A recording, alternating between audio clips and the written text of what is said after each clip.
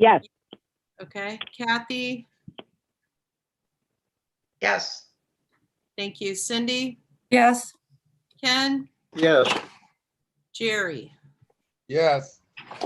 John, Yes. Richard. Yes. Okay, moving on to approval of minutes. Do I have any changes to the minutes from the last meeting? If there are no changes, can I call for a motion to approve the minutes? This is Ken. I'd move to approve the minutes. Thank you, Ken. Second? Second. Second by Cindy. Okay, second by Cindy. Thank you. And for our third roll call in 5 minutes, Brenda Marcy? Yes. Kathy? Yes. Cindy? Yes. Ken? Yes. Jerry? Yes. John? Yes. Richard? Yes. Okay. I'm going to move on to public comments at this time.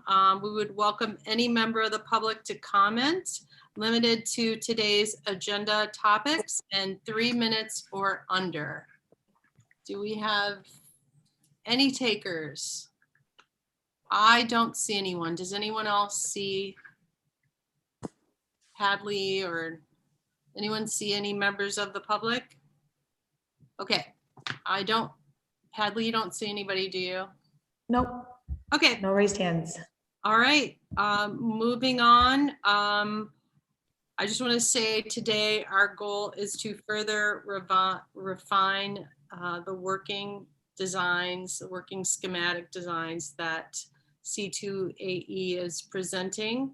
So I would just ask members of the committee to weigh in on your preferences or concerns.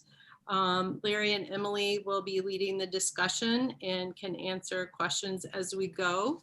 So I'm going to hand it over to Larry Fox. Holly, just one thing. This is Joe Fry. Yes. You have to go at 2:30 today. Have another appointment. So Okay. I just want to let you know. Okay. Thanks, Joe. Appreciate that. Okay, thanks everyone, or good to see you all. It's quite a, looks like we have pretty much everybody in attendance. That's good to see. I did just share my screen. Hopefully everyone can see that. Just pulled up the agenda.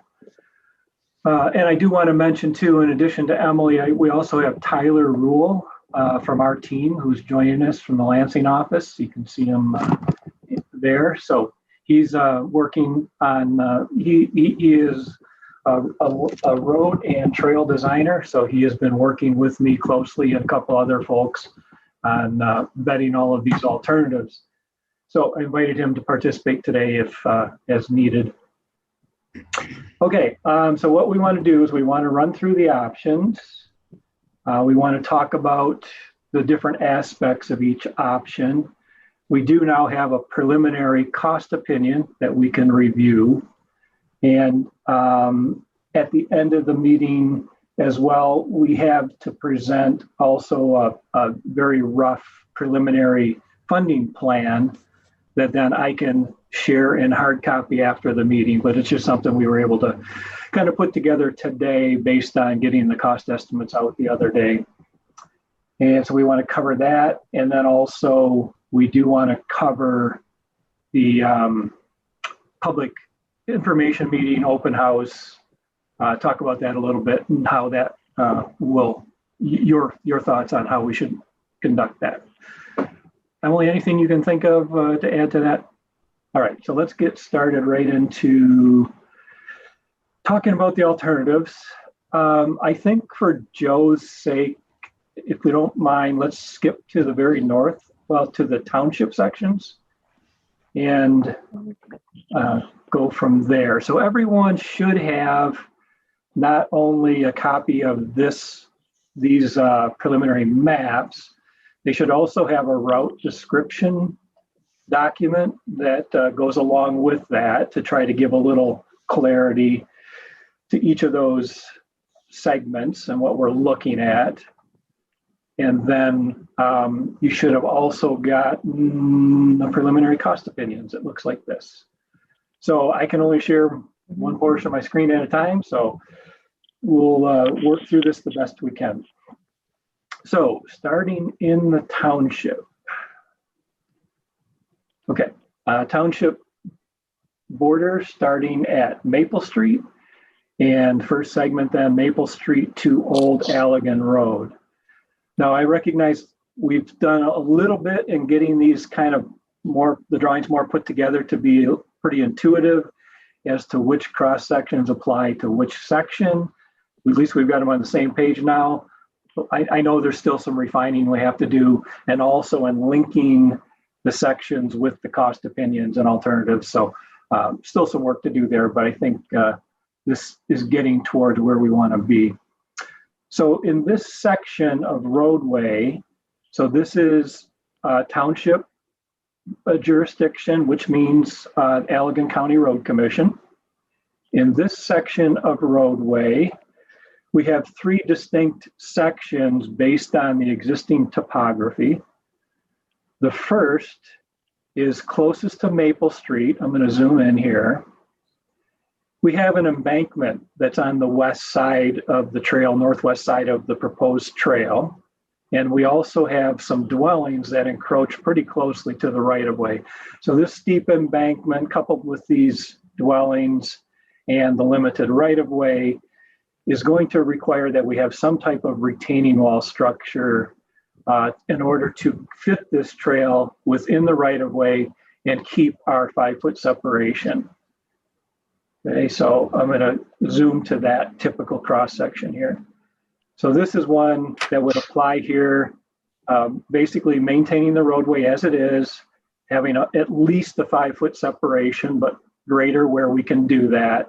And as you can see how the embankment impacts the design and maximum cross slopes of the trail being 2% in our required clear zone. So this typical applies to that section of roadway highlighted in yellow. Any questions on that? Okay. Next section, looks like we have the topography and room to do a true separated at-grade trail. So this is basically your standard 10-foot trail, 2-foot clear zone, greater than 5-foot separation from the roadway, similar to a lot of portions of the trail to the north. The northerly section then, within the right-of-way is pretty much all wetland right off the edge of the roadway. So in this case, we are proposing a boardwalk, typical cross section for that area. Again, being a minimum of 5-foot clear from the edge of shoulder, but probably able to get back further away from the roadway from that. Any questions or discussion about this section? We really don't have any alternates here. It's just a matter of the only alternate might be, trying to get a permit to fill a wet area and extend the trail that way. But the likelihood is it's would be a difficult road to haul. Okay. I'm going to then. Larry, can I just real quick, when you talk about boardwalk, is it always wood? Holly, that's a good question. And typically we have in the past, that's been pretty much our option. Now you can use recycled materials like Trex and, other decking type materials. But we do have information on a precast concrete structure, but we don't have good pricing on it. It's fairly new and we haven't been able to attain actual installed costs. Okay. But it's certainly something we would want to look at in design because potentially the maintenance on that could be significantly less. So it's something where during design, you could bid this as an alternate to the timber boardwalk and make decisions from that. Okay, so just with lumber prices, that it sounds like you are actively researching alternates. Yeah, so we understand two things about timber boardwalks. One is their maintenance problems or issues, certainly requiring maintenance. And then the other is cost. Right. And for the township, we want to be sensitive of as much as possible. So I'm glad you're looking at options for that. Appreciate Yeah, and obviously to limit the length as much as we can. I think it's about 200 feet in that section. Okay, so I'm going to Larry, this is John Adams. Can I just ask a quick question? Sure. I noticed the per foot cost of the boardwalks varies by section. Is that just kind of how it sets on the ground that alters that, or? Yeah, partly. So let me explain that a little bit. So it varies when we have the at-grade boardwalk, which will show some of the sections where we're actually matching the grade on one side and have a railing on the other side. So we deducted $50. We've got $50 a foot more for where you require 2 rails as opposed to 1. So that's the difference between $750 and $800 in one section. Okay. And then for the section that goes through the park, where we also have a bridge section, we basically combine the bridge and boardwalk together, and that price we have at $900 a foot.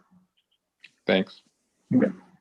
So yeah, that's the reasoning behind that. So Maple to Old Allegan, our cost estimate for that section, including the retaining wall, boardwalk, and at-grade trail, is $450,000. And these are numbers without contingencies yet, so keep that in mind. Okay. I'm trying not to go too fast, but I know we've been over this before. Okay, so this is the northerly section at North Street. And so we've talked about this before. We had some other options on the table, and Joe informed us earlier this week that we could focus on this option that crosses through the park. And so we have done that. So this section along North Street, we've got a nice area for a separated trail, the old railroad grade that's a little ways off the roadway, so we get some good separation. So this is your standard at grade trail. Then the section here where we have to cross the creek and the wetlands would be boardwalk / short bridge. So your typical timber boardwalk section. Again, we can evaluate alternatives. Then through the rest of the park, we have just a at-grade trail through the woods, basically, clearing and grading. Provide a very nice, I think, experience in crossing through the park. Then this is still up for discussion somewhat. Holly and I talked about it, but this is the 66th Street route out to Holland Street that changed from Cemetery Road, which makes a lot of sense. It's also no inhabitants along there, at least that are alive. And so the potential to put a separated trail along there is what we have shown and what we costed.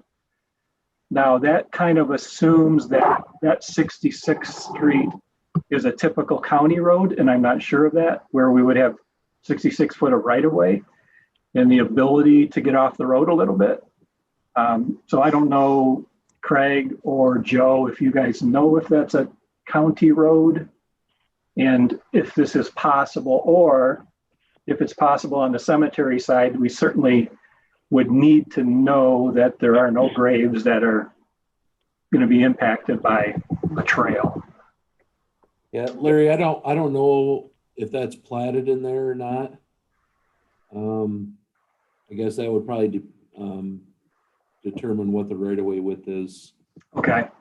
Something we may need to look into a little further. And if we don't believe a separated trail is necessary or warranted here, we could just go to a shared use roadway because there are no homes and very little traffic. The only drawback to that is, as I mentioned before, as far as trust fund funding, they do not participate in shared use roadways. And I think the preference would be to have a continuous separated trail, but that doesn't rule anything out. So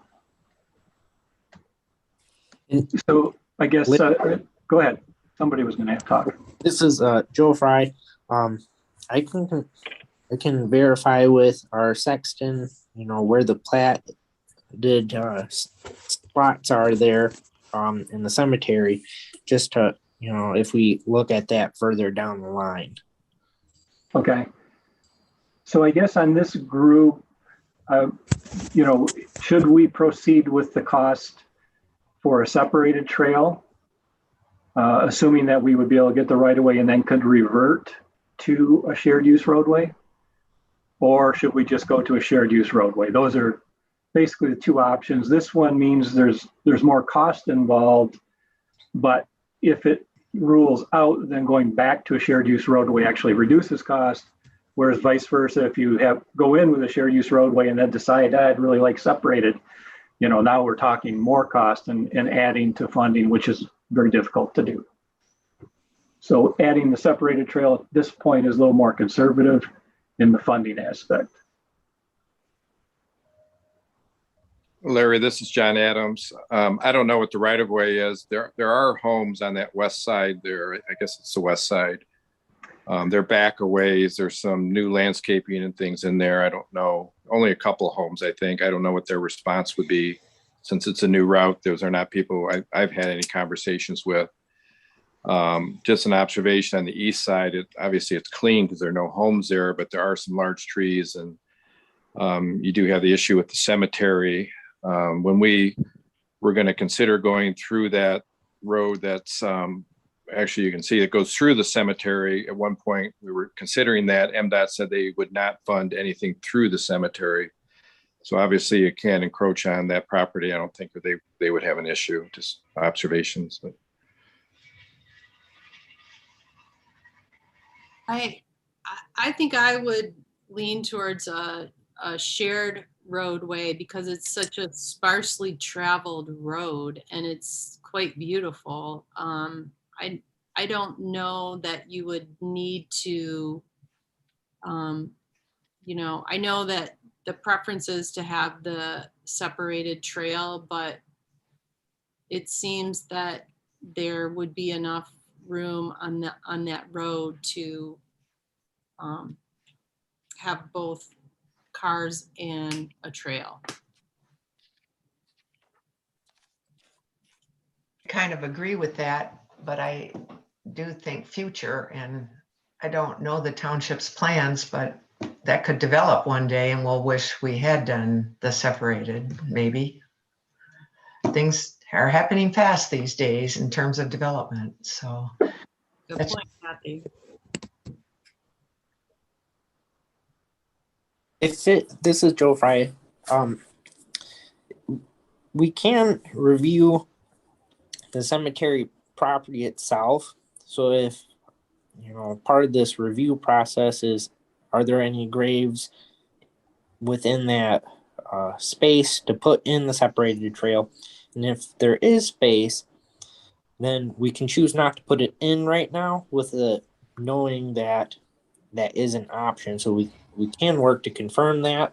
And then that way, down the line, if, we want to put in a paved trail there, we have that option and know if we can or not. Because we won't be expanding the cemetery right there due to any closer in that area of the cemetery. Hey, Larry, this is Craig. I just did a quick check and it appears that that's just a section line road. So we should have 66 feet of right of way. I don't believe there's any ditches through there. I think that's extremely sandy soil. So there's a potential that could go within the road right of way still, which means you wouldn't need to get any easements. Okay, thank you. Larry, I'd like to hear from Brenda and Cindy, what they think, since this is in their jurisdiction, and what they think their board what preference their board might have, if any, because ultimately that board will have to approve it.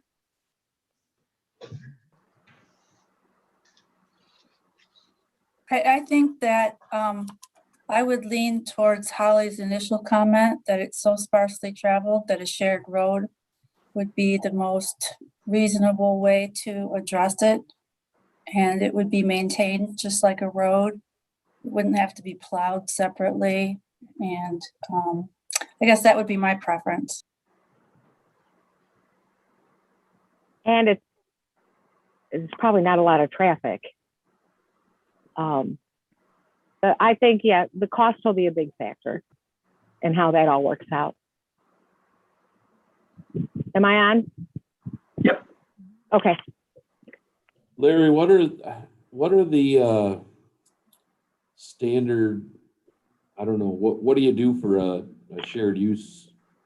Because we won't want any striping or anything on the road. It's already only 20 or 22 feet wide. Yeah, so, right, it's not paved shoulders, it's basically a Right. shared roadway. And you can put what are called sharrows, the shared use arrows on the roadway, the emblems. But basically, typically, it's just signage that indicates, that the road needs to be shared. Okay. So I'm not sure how my board would feel about that. I know before I was really involved in the previous discussions, I know this came up, and I don't know if John remembers anything on how that went, but I think they were a little hesitant to do that. I guess I'm just not sure that that's going to be an option the road commission would be willing to approve. So hard to say at this point. Okay, well, that's important to know. So Craig, This is- are you saying because it is a cemetery road? What specifically is the issue? No, it's not a cemetery road. It's a public road, just like any other road would be. I'm not sure. Like I said, I think this discussion came up in the past, and I don't know how my board felt about it. Okay. So I'm just So just there, There throwing are that out other there that this roads. may not fly. There are other roads in the township that are signed, share the road. Well, that's a legal requirement anywhere. A bike can ride on any public road and legally take up a full lane of traffic if they choose to. But we don't have any other designated trail routes like this on, that are directing people to the roadway. Okay, so I would suggest at this point, just from what I'm hearing, and Kyle, you can poll whoever, but perhaps we leave it at this for now. And then Craig can poll his board to see if it's a possibility to use a shared use roadway as far as the road commission is concerned, because that will be important. And then, we can take, we don't have to have a final decision at this point. We're still taking this information to the public for their feedback. So I think we can show them, perhaps add the alternate as shared use roadway to this section and kind of present it in that fashion. And that way Joe can check on the cemetery. Craig can check with his board on shared use roadway, and we'll have it covered. Yep, that sounds good. I have Hey, one Larry. question for Craig, and that is, how strict is your board? Do they have cut and dried rules, or can you go in and sell it to them that we need to get this option or both options due to the difficulty of this trail for the last 3 years? Is there any influence you have, or is it that strict? I would say they're going to decide what they decide, no matter what I say. Really? In something like this is more their purview. It's not a what I would say is a management issue. It's a more of a policy type issue here. So, yeah, I don't know. I would say overall, my board really doesn't want to have anything to do with trails. Oh, I mean, we're working with the groups that want to do them, but we just really don't want any responsibility, any cost implications, any long-term liability, any thing that could cause a problem for the road commission, I guess. So. okay. Hey, Larry, this is John Adams. But First of all, Craig, I don't recall any objections to on the road, but I don't know if it was ever reviewed by your board. I just have no recollection. One question about the shared road option. If we go that way, it's my understanding you'd have to have a sidewalk for pedestrians to accompany that. Is that accurate, or? I don't believe that that is, John. I have not heard that requirement before. I know you brought it up before. Yeah, we went down this route on a different section, and that's what we were told. Again, I don't know for certain for that, but that would obviously impact the homeowners to a little bit larger degree. But Emily, you want to weigh in on that? Oh, not hearing you. Your mute's off, but we're not hearing you.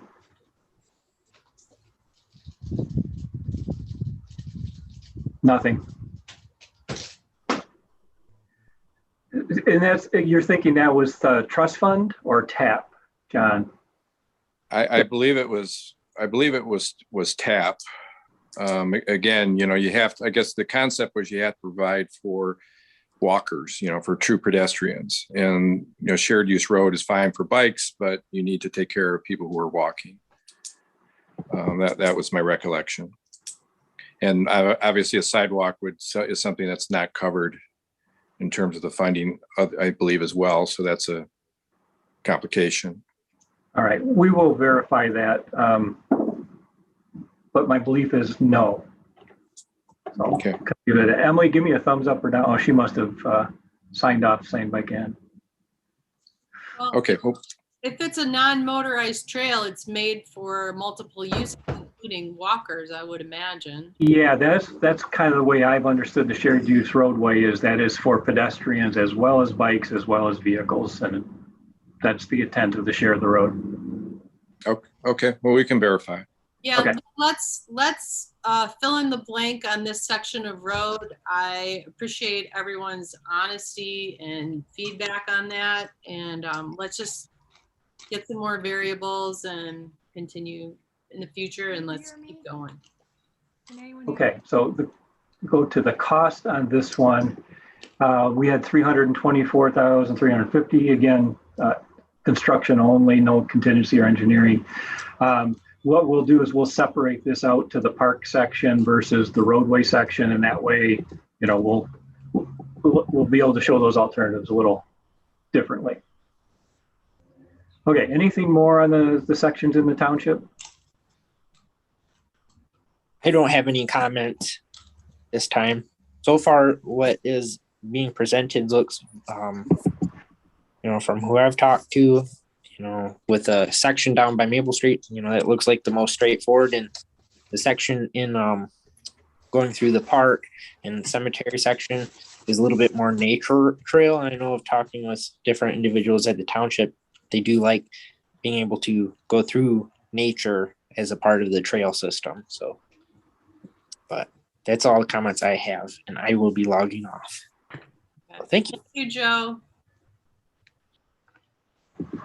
Okay, Holly, should we move on back to the southerly section? Yes. Okay. And Emily, why don't you test your mic this time? Are you back? No. Okay. Larry, just a real quick question. If we go through the park and the cemetery section, does that actually score higher on our grant application if you have a natural feature? We did ask them about that, and they say there's no real scoring on it, although they do, I think it's preferable. So it doesn't necessarily get you a better score, but they believe it provides a better an experience, and I guess it could count towards it a little bit. Okay. Yeah, we did not get a definitive answer on that, Okay. Which is difficult. Okay, so going back to the southerly section, I know this is still a little confusing the way we have this laid out, perhaps, but I'm going to zoom in here. So we have 3 distinct sections that we're talking about that are shown below, 2 options, 3 sections. The first section we call the South Bridge approach. So it's between Washington Street and the actual elevated portion of the bridge where the curb and gutter changes to just elevated sidewalk. So, the roadway doesn't change much, but that's a distinction. And then in the north section, the same thing. So we have the south approach, the bridge itself, and then the northerly approach is what we're calling it, which our typical cross section is for this area where we have the separated trail behind the curb. Okay, so just to kind of clarify that. And then we have two options that we'll go through. Okay, so we've talked about this before. We've tried to refine these and then added both approaches so you can see what's going on for the whole thing. So the 3-lane configuration was our attempt at maintaining 3 full lanes of traffic that are 11 foot wide as a minimum. Okay, so that's what this does.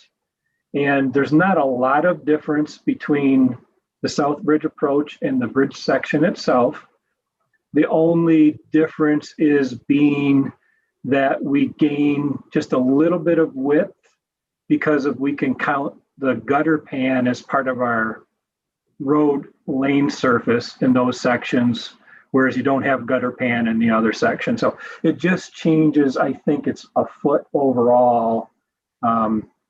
So basically what we can do is on the southerly approach, have 3 11-foot lanes and then a half a foot, what we're calling shoulder, whatever you want to have.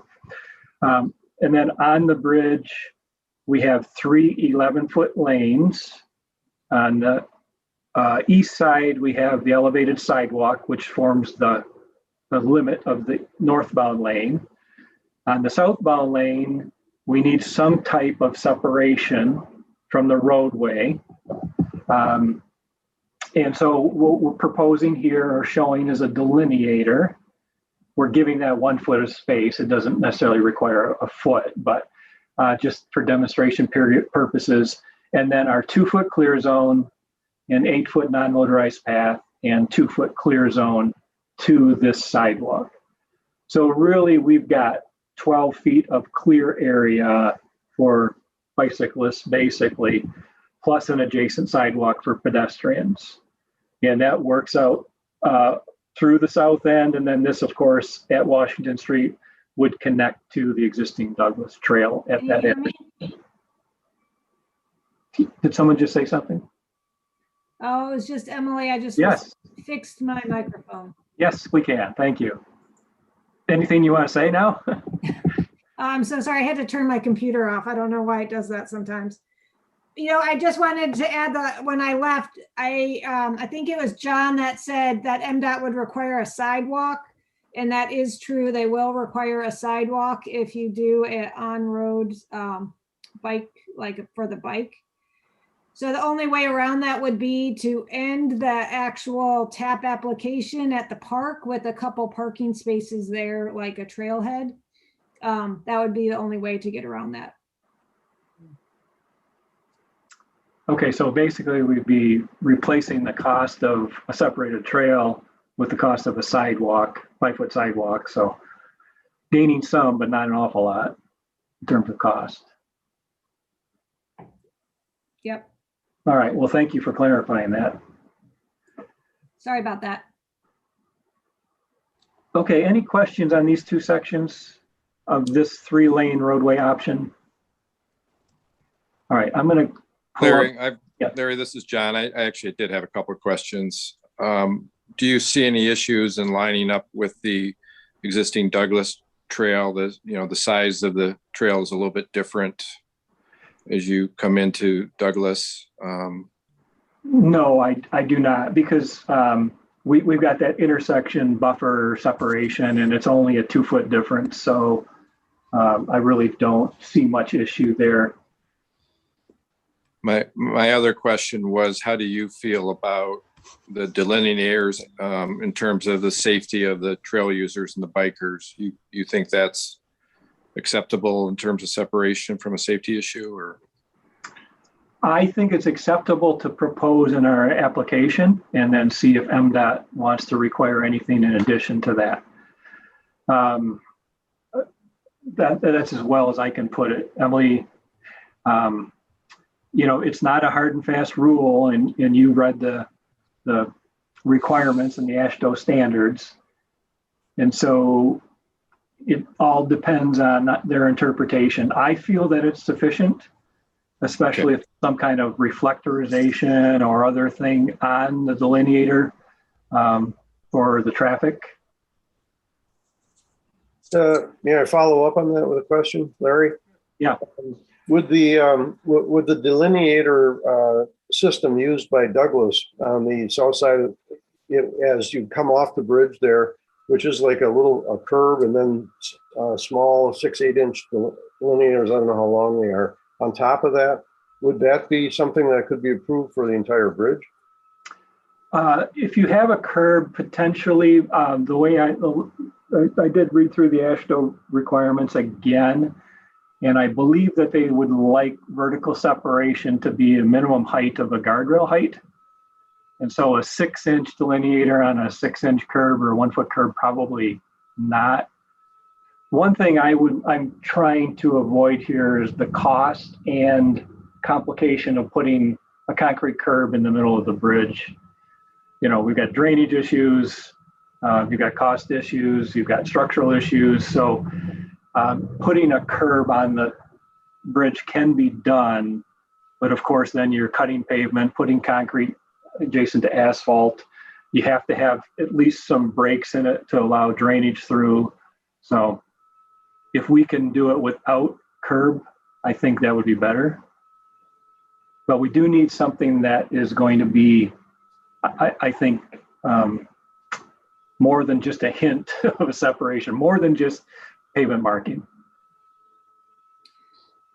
I just wanted to add, I did some research around the country on like places like this where you just have a limited area from an existing bridge, and 3-foot separation was always the recommended amount with a delineator that has some height to it. And actually, typically it did not have a curb or anything like that. It was just a delineator that came straight off the ground.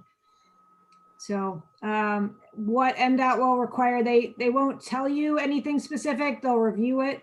And you just have to come in with why you think it's the best solution. So, and I think, you know, doing the research around the country of what has worked is in our favor, so. Rich, did you want to? Yeah. Or I'm sorry, Rich LeBombard had his hand up, I think. Sorry, Richard. I do have a question about the delineators. They're bolted to the bridge deck, I assume. So what kind of impact does that have on the bridge deck in the long run? Yeah, I don't think it would be significant. There's a couple different kinds of delineators. They also have some that are recessed that you cut into the pavement. So they're kind of made that you can remove them in the wintertime and plow over them. But I don't think that would be nearly as significant of an impact as a curb. So I think it's certainly doable, and it's just a surface type mount, you know, so it's not like affecting the structural integrity of the bridge. Okay, and then are these the type of delineators that they will, if they get hit by a car, they'll pop back up? Yes, anything we would use there, I think, has to be some flexibility to it, just because we are so close to the lane. If we're going to put something rigid in there, it's going to have to be more like crash-worthy rigid. Okay, I have one more question since I'm occupying the time here. John mentioned the alignment with the Douglas side of things. You said there was a 2-foot difference. Is it that the Douglas side is 2 foot wider, or the Douglas side is 2? Okay, so we're going to be a little bit wider. So we have a little bit of a traffic shift coming through the intersection. Correct. Yeah. Okay. From the plans I've seen, you 14 feet is what you have south of the intersection. Okay, and you're not going to propose any kind of adjustment then to our existing infrastructure there? Not at this point. We're going to have to look at that intersection in a little more detail and come up probably with a drawing for our submittal, just to show that. But I don't, from what I recall, I don't think that it's any big revisions are required. Okay, thank you. Larry, one more question back to the delineator. What's the spacing requirement of those things? In other words, how many of them are going to be on that span on the bridge? You know, there's no distinct spacing requirement that AASHTO provides. So we have to provide something that is reasonable. And so that can be determined. I mean, it could be every 100 feet. It could be probably not a lot further than that. So I don't know how many hundreds of feet we're talking about here. But yeah, I can't give straight up answer. But it's not like every 6 feet. No. Okay. Yeah, I know that's something that Ken's concerned about is the view on the bridge if you've got a bunch of these, one after the other. Understood. And yeah, all I can say is there's going to be trade-offs no matter what we do. And Larry and I have talked about maybe doing something creative, color-wise, artistically, something, which we can get into later. Richard, did you have, Richard Donovan, did you want to weigh in? And then I'll loop back to Rich LeBombard. Yeah, thanks, Holly. I was going to suggest that Larry or Emily could maybe provide us with examples of the kind of delineators they have in mind, because I think aesthetics is important here. It's the kind of thing where members of the public may see it and have a stronger reaction to that than they do to the, some of the more technical infrastructure details that we've been talking about. And personally, I do too. I have You are absolutely right, Richard. Yeah, I have a negative reaction to some of those plastic delineators, and also, we were advised by MDOT previously that we had to have vertical separation, and we should consider a crash-worthy example. But I understand, Larry, you're saying that's not necessarily required. But I guess I'm a little nervous that you're going to have the bikers riding along, with just a flexible delineator there between them and the southbound shoulder. But I understand your concern about having to put a curb there too. I don't know what the right answer is. There is no 100% right answer, but as Emily said, we need to propose something that we think makes the most sense and provides safety.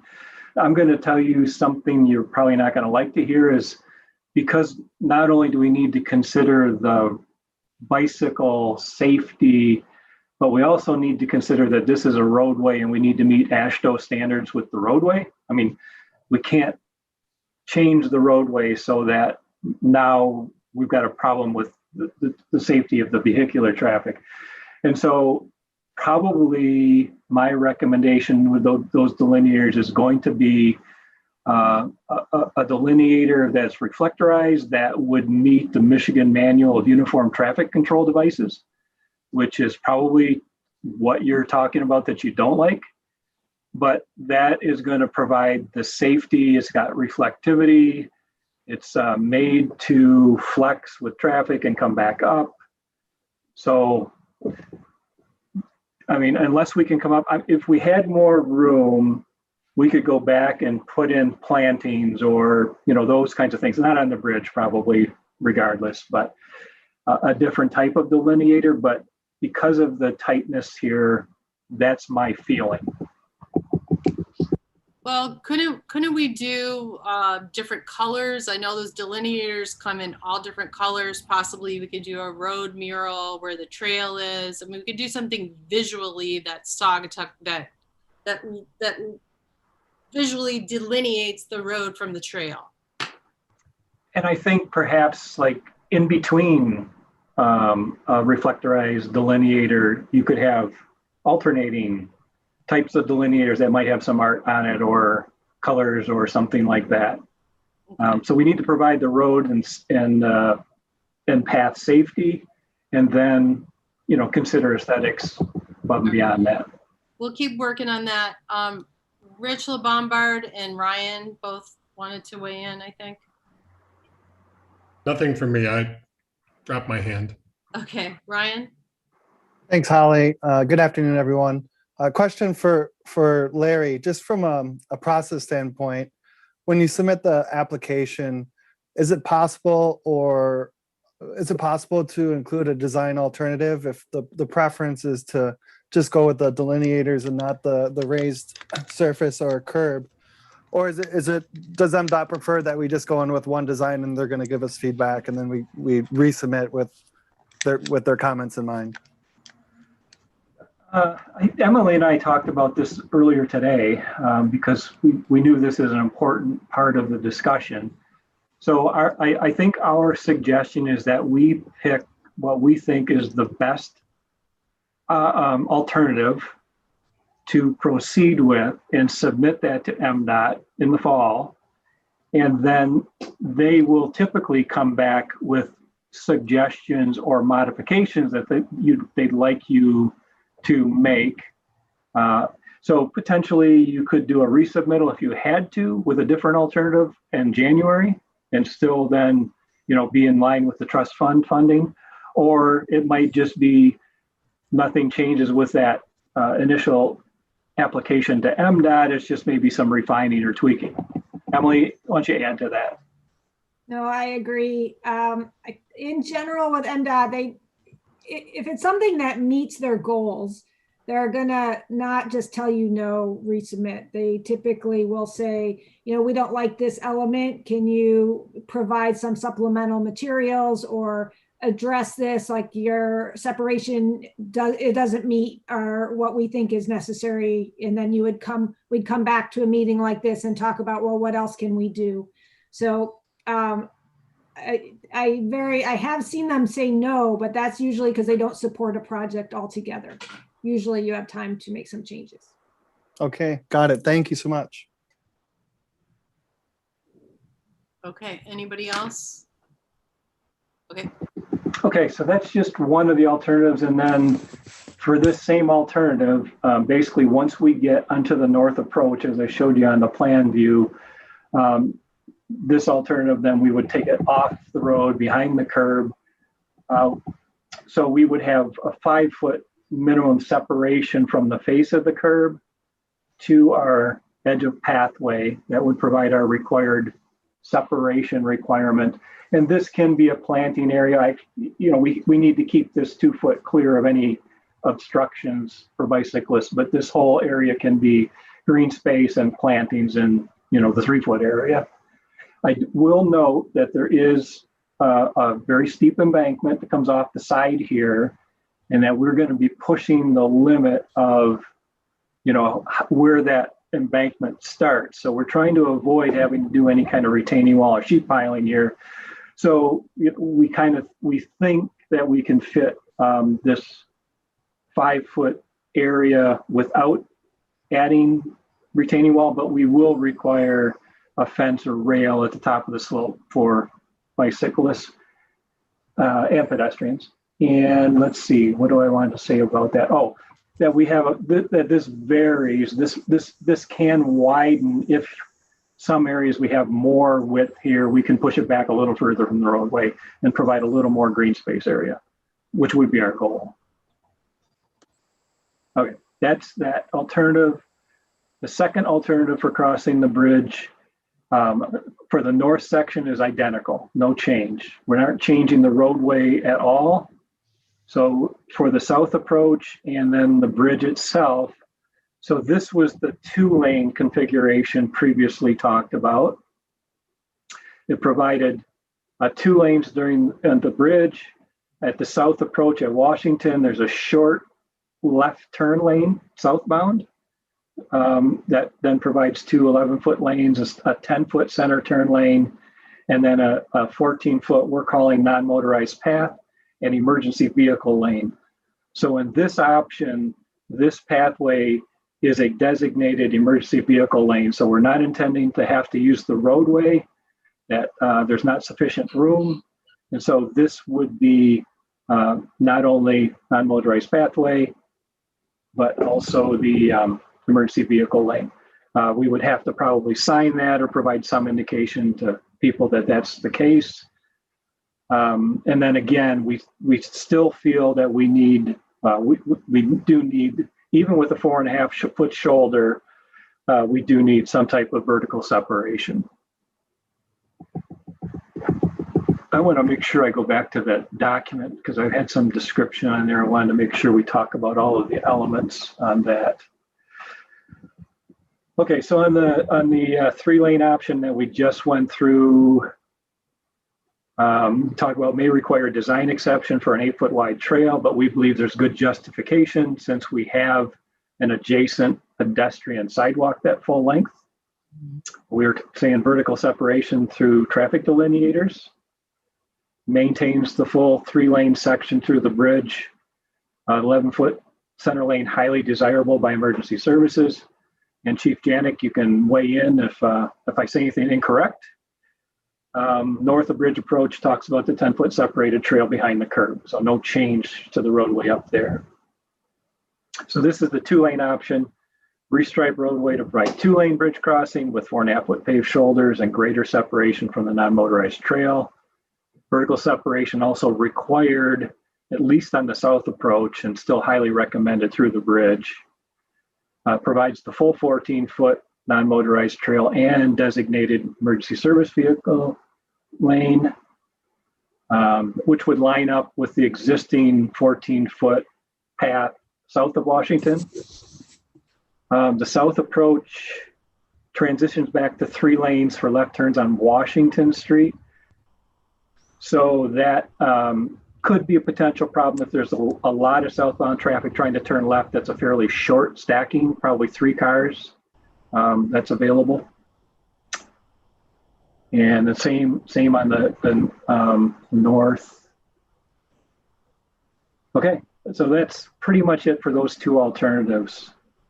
Do anybody have any comments, questions on this one? Yes.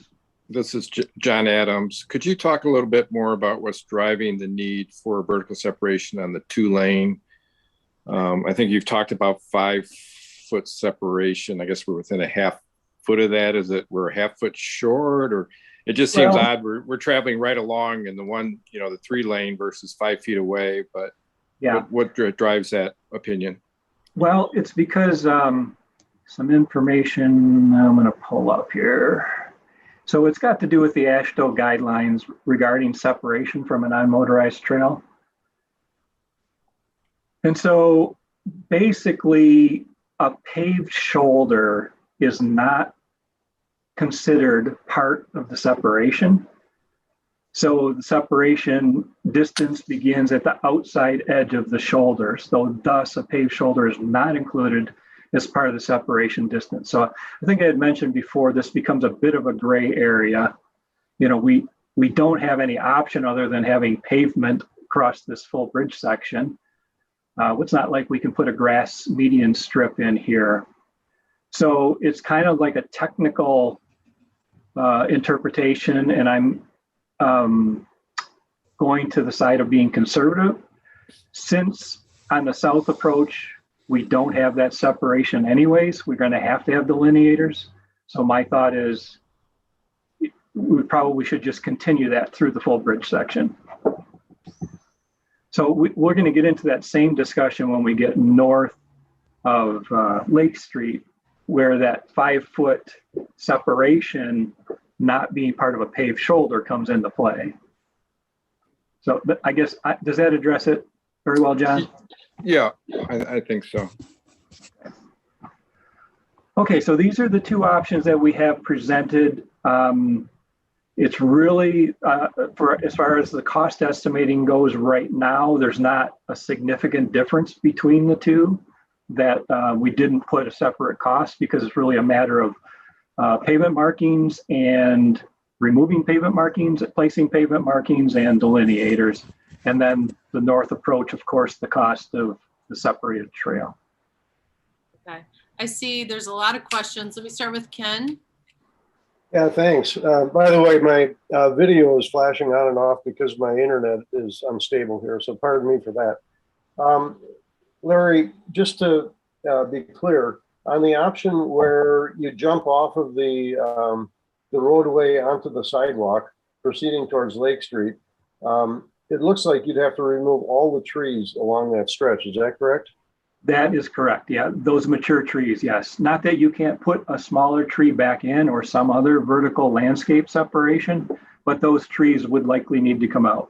And not only is it for the trail itself, but you can see on that sidewalk that trees and tree roots do not work well with sidewalks and paths. So it's kind of a twofold thing. But yes, something would have to happen with those existing trees are too mature to leave in place and too far back from that curb. Are you saying the trees on both sides of the trail would have to be removed? No, I'm saying the trees that are currently adjacent to the curb on the west side. Okay. In this space, but we do have room to plant something smaller or provide some, Holly can probably add some artwork or whatever to that. But landscaping, green space can still be put back there, but those large trees, yes, that's what we're planning. Yeah, Ken lives in those condos right there, and I'm sure visually the idea of keeping some vegetation or some trees is important for views. Yeah, so these trees that are on the top, I'm trying to envision, Ken, our walk through, are all the trees along the west side of what would be the trail within the top part before it goes down the slope. Are there any trees in that section, or is that all just grass? I think it's mostly grass, but I don't know for sure. Yes. There are trees that are growing there, but they may be farther down slope. I guess we'd have to look at that again. We wouldn't have to go down the slope to take trees out, but we would have to clear to the edge of basically the embankment. Yeah. Well, it goes along with Richard's previous comment. That and the delineators are going to be a major item of discussion amongst our folks. They ain't going to like it. Well, the problem is that everybody's not going to get everything that they want. And in order, right now, even MDOT concedes that this is not a safe travel, a safe area to travel on a bike. So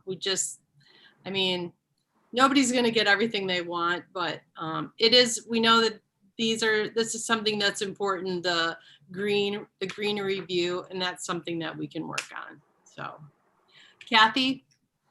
Yes, I don't really have a question, but I do have a comment. It just seems to me that the delineators are going to be a big issue, and they're not as aesthetically important. And I believe our two towns are all built around aesthetics, cuteness, and everything else to bring us our tourism. So with that said, and also I think the 2-lane option, I want to ask Chief Janik about, but let me finish for a minute, because if the delineators are, we're still going to have some on the 2-lane, but not near to the point of the 3-lane. We also think it'd be safer to have more room for the bikers and other people. So that leaves us to the fire department. So I'd like to ask for Chief Janik, can we live with the 2-lane one and work around it? And if so, what are the solutions for that? Because that'll bring us the aesthetic look. And if you can't live with the 2-lane, I think, we can go with the 3. We need to get this done. No problem. But I'd like to hear the justification for a 3 and if there's any possibility at all for the 2. Is he on the line still? Yep, I'm here. Can you hear me? Yes. So it's a very fair question, Kathy. I'll be candid with the group. There's no doubt that the firefighters, officers favor the 3-lane. Their feeling is they do not want to be commingled with a trail. They don't want to be going down a trail at any time.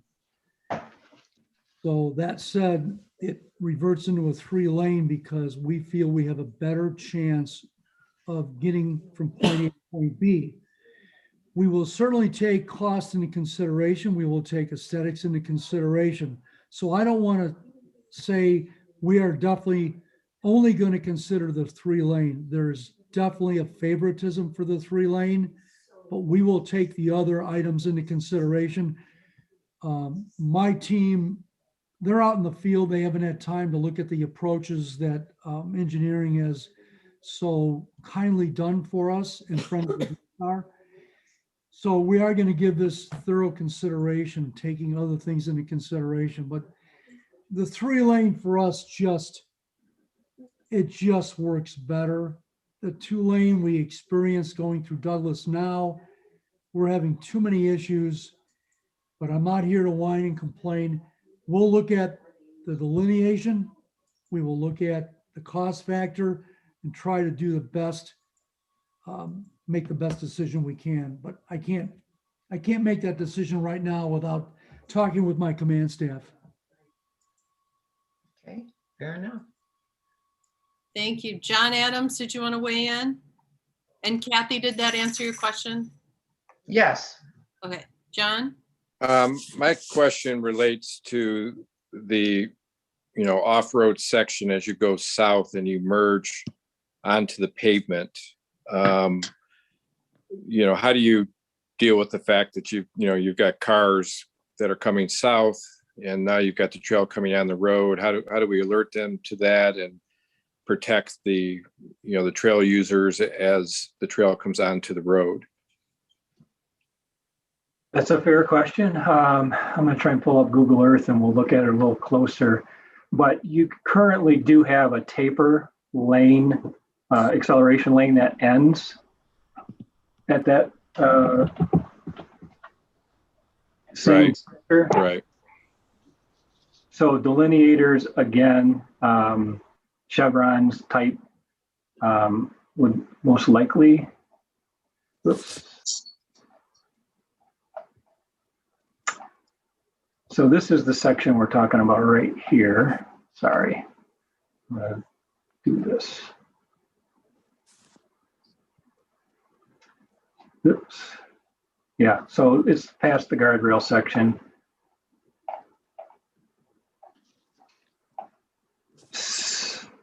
Right, so basically the pavement marking and the whole lane configuration would have a large shift at this point. So to get back to, well, let's see. And these are the trees Ken was talking about. So at this point, it's not an issue because we are already at 3-lane. It's really, well, it is because we're shifting everything over. So I'm going to say with delineation at this point, that would guide you through that lane shift right here, that we're going to be taking up this 12-foot area and moving these over to the east. Okay. Anybody else want to weigh in? Yeah, Richard? Holly, it's Richard. Just so we all understand, Larry, how would the emergency vehicles access the trail in the 2-lane scenario where they find themselves blocked going across the bridge?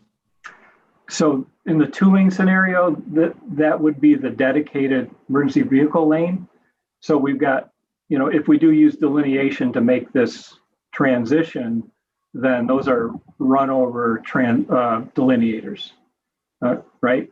So that, I think that's what they have to do now, isn't it, Chief?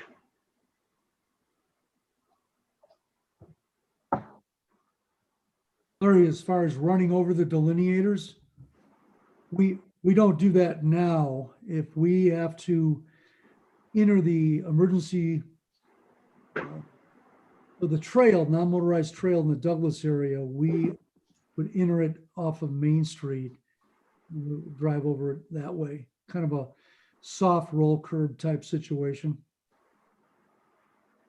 Okay. We can look at that further. The FMV drawings, both of the alternatives that they had previously have that same lane shift, either 2-lane or 3-lane options at that approach. Would you like me to call that up right now, Richard, or are we good for now? No, that's good enough. I think I understand what you're saying. I just wanted to have that articulated. Right. It's not like just a smooth, straight through in either option. Both of these require a pretty significant lane shift. Kathy, did you have another question? No, I never took my hand down. It's just stuck there, I guess. Nope. Ryan, did you want to weigh in? Yeah, Kathy, you had made the comment that the 14-foot width would be a little bit safer. What did you mean by that comment? So I understand that. Well, I just feel like 3 lanes is pushing all these shoulders and everything to be so small and so tight, even for the fire trucks and things to get through on that middle lane, that having just 2 gives everybody more room as long as there's a way for the fire department to get through. I believe that the cement barriers or plantings could work to separate and be much more aesthetically pleasing in the end. And I look at the future, 10, 20 years from now, we want something beautiful. I look at South Haven has that 2-lane bridge and their plantings. Somehow the people can navigate that. I'm not saying I'm only for the 2. Like I said, I really want this done. So I'm happy to go with the 3 if that's what it comes to. And that's the only thing that's safe. But I just think it's safer for the bikers, walkers, and children and everything to have a 2-lane. It seems like you have more room to work with. Okay, thank you.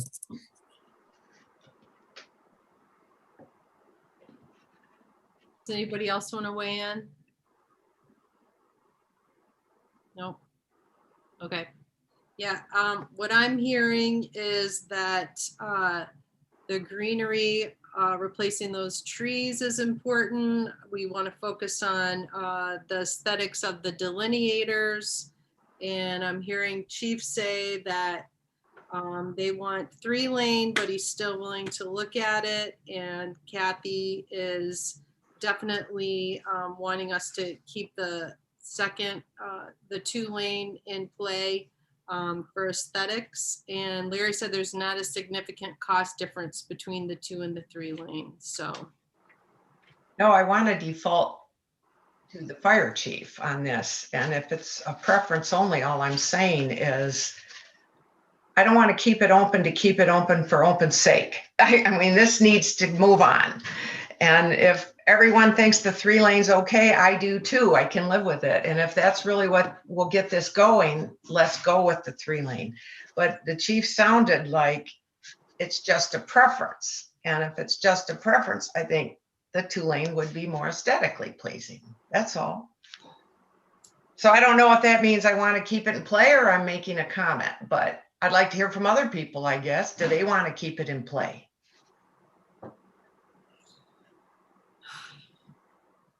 I'd like to hear Larry cover option 3. Okay. So option 3 that we listed in my description is not really an option on its own, because option 3 is just adding traffic signals to each of the intersections at the south and north ends of Washington Street and Lake Street.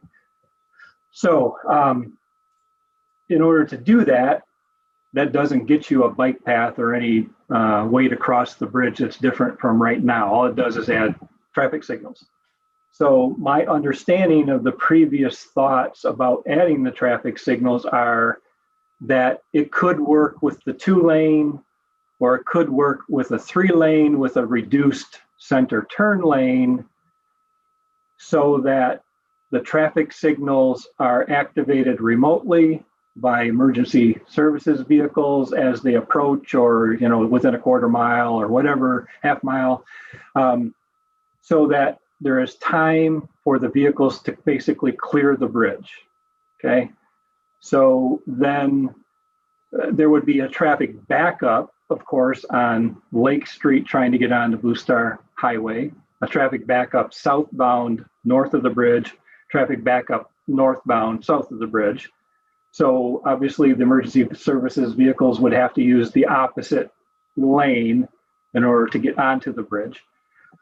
So though, to me, that is what I understand as the intent. It basically takes that 2-lane option or 3-lane with a reduced size center lane to make them more workable, so that the emergency services vehicles have access across the bridge. So what I'm going to say is it doesn't change either of these 2 alternatives significantly. It may add an enhancement, but I will say that the traffic signals themselves are not fundable by TAP, other than the portion that's directly related to the pedestrian crossing, which is a fairly small portion of that, of a traffic signal. So traffic signals are about $100,000 an intersection. So you'd be adding about $200,000 to either of these two alternatives or a slightly modified alternative in order to accomplish this. So, and then perhaps like 10% of that could be, eligible for funding. So to me, I think we can do a perfectly safe trail with either of the other two options that doesn't require traffic signals. Not that I don't think traffic signals could be important, but I think that's a separate issue unless you're willing to spend the $200,000 at this point, basically non-grant fundable to accomplish that same thing. Okay, there's no question in my mind that it can enhance the safety, improve the safety, but it's incremental over doing a well-designed trail in the first place. I mean, you still have to have that as your basis. The traffic signals are an enhancement to that. Brian, you have a question?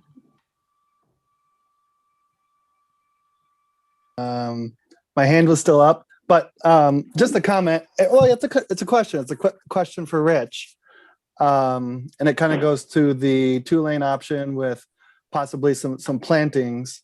And I know Douglas has struggled with maintenance of the plantings, and I just want to maybe touch on the reality of having nice plantings, but the maintenance that goes along with that. Rich, if you're still on the call, can you tell us about your experience in Douglas with that? He gone. I think there's been struggles there. Jerry, are you on the call? Maybe you know something. I am. So just as you come south across the bridge, one of the things we did was remove the bump out. I called it the camel hump to make it a more streamlined approach. The plantings just simply take up too much vital pavement that serves a whole lot of purposes. I'm for beautification as much as the next person, but we're talking the main thoroughfare through town. So to put plantings in the middle of the road or on the side of the road for beautification, it is just not functional. And Ryan, you bring up a good point. I mean, we're constantly maintaining them and planting and trying to take care of them. So there's that issue as well. And I mean, I look at it as we go south and you get in front of St. Peter's, we've got 7-8 feet of plantings right there on the right-hand side, which if those weren't there, I think Chief Janik would have a much more efficient and streamlined way of navigating that. And I mean, so I understand beautification. I get it. It's just right here. I don't know that it's really applicable. Thanks, Jerry. Brenda? I'm on, I think, yes. I would like to ask both Craig, Chief Janik and Craig. Can't hear it. Can't hear you, Brenda. You can't? Okay, that's better. Oh, I didn't do anything. Can you hear me now? Yes. Oh, okay. I'm wondering if a stoplight could kill 2 birds with 1 stone, because as the chief knows and as Craig knows, we're dealing with a lot of complaints about safety on Blue Star Highway for residents. And we've talked about a light either at Lake or Allegan, but we think one at Lake would slow traffic enough that it might help the problems with these things. So I just wanted your input on that, both Greg and Craig. Greg and Craig. Got it. Yeah. Holly, Go may I ahead, Greg. speak on that? Holly? Yes, please, Greg, go ahead. Chief, go ahead. Another good question. I like the whole light aspect. I I relate to Larry's comments. Do I think it would enhance the project? Yes. What I don't like about it are two issues. The cost for whomever's going to pay for it, $200,000. I'd rather see an upgrade to maintenance-free bridges. That's me. The other aspect is there may be a day when we need a traffic light at Old Allegan and Blue Star. What's the impact to that? I would rather try to make this work without, number one, the cost of the lights, and I don't want to preclude the possibility of adding lights at Old Allegan and Blue Star. So I hope that provides an adequate answer, but I reserve all judgment. And again, I like the traffic lights. I'd have to say, no, let's not spend the money. Craig, can you weigh in? Sure, yeah, we've talked about this before. A signal at Lake Street would definitely impact Old Allegan and the flow of traffic there. And I've talked to Ryan, and I'm trying to finish up this RFP to get it out, to do a traffic study, a traffic engineering study there to kind of incorporate both those intersections and see, would it be better at one or the other? Is a signal even meet any warrants? Is that what the proper solution is? Mm-hmm. So that's kind of a part of a bigger discussion. I don't know. My thought is the same as has been mentioned, $200,000 for, I don't know how often the emergency services has to use the bridge there and how that would work, but it would definitely impact things in the area for sure. So I would wait till we get our engineering study done to see what the results of that are. Okay. I guess and go. Can I from just there. add one thing? Yes, go ahead, Brenda. I can't speak for my board unless they, they'd have to approve and weigh in on this, but I'm pretty sure that we would definitely contribute to this, given the accident. So whether, or just the danger, so whether or not we do it with this or down the road after the study, I think it's something that's going to have to happen, and I think that we will contribute. That's all I want to say. Or Old Allegan and Blue Star. Either one. Yeah, Craig, thank you. Yes. We're really glad that you're doing that RFP and that the county's going to look at, do a traffic engineering study for both of those spots. Thank you. Richard, did you want to weigh in? Yes, please. A couple of things. One, I think, Larry, where I see this can be helpful is to address the concerns that the fire department has with the two-lane option. They're reluctant to go onto the trail and use that as an alternate way across the bridge. And I understand there's been at least one incident where that resulted in some issues. The idea, I think, is that a traffic signal there would alleviate that concern with the two-lane option. So it makes the two-lane option more viable. And the two-lane option does have other advantages, as Kathy mentioned. Another thing I had was a question. You said we need two lights, one at Lake and one at Washington. Do you really need two on both sides? If you had one at Lake and you stopped the traffic coming southbound on Lake, doesn't that open up a whole lane for the fire vehicles to get across? And then finally, I would ask, that we're probably not the first community to ever have to look at this. Have you looked at, or Emily looked at other situations in Michigan or around the country where communities face this kind of situation getting across a bridge, and how did they deal with emergency vehicle concerns? I think Kathy mentioned South Haven was one, and I guess I'd ask Chief Janik too. I know, Greg, you're very well connected in the fire department community. Have you talked to any of your colleagues? How do they handle it? Has this come up in other towns? Yes, Richard, thank you for that. I have actually reached out to Chief Brandon Heinz about this, and he had some strong opinions about the pavement markings. Just as you were speaking, I was sending him an email to revisit this. He did not like the pavement markings.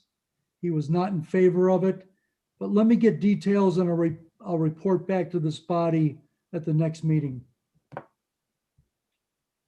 Thanks, Chief. Larry, could you weigh in on some of Richard's concerns? Yes, I'll try to. So, yeah, perhaps I didn't fully understand the concept that you guys were thinking in terms of the traffic signal, only one at Lake Street. My understanding was you were talking about two. So potentially it could work. The only thing being you've got a 2-lane section of roadway where you've got so the southbound on Blue Star Highway is going to be backed up, right? It's going to stop at a traffic light. That's the only option to clear the bridge. Okay, and it's a 2-lane section just north of, a little ways past Lake Street. And so then you're still going to have oncoming traffic from northbound traffic that will still be in that right lane. Likewise, the Lake Street side is going to be backed up at the light, depending on how much traffic is there, and depending on how long it takes people or takes the emergency vehicles to get there. So that's the potential conflict I see with just having one signal is you still got some northbound traffic, southbound traffic is fully stopped. And so does that allow you to get onto the bridge? Once you're on the bridge, you can get in the lane that's been stopped and that's clear. But the lane that's northbound still has traffic in it, if that makes sense. So, even if you did one signal, which at Lake Street obviously makes the most sense, you're still talking about $100,000 adding to enhance option 2.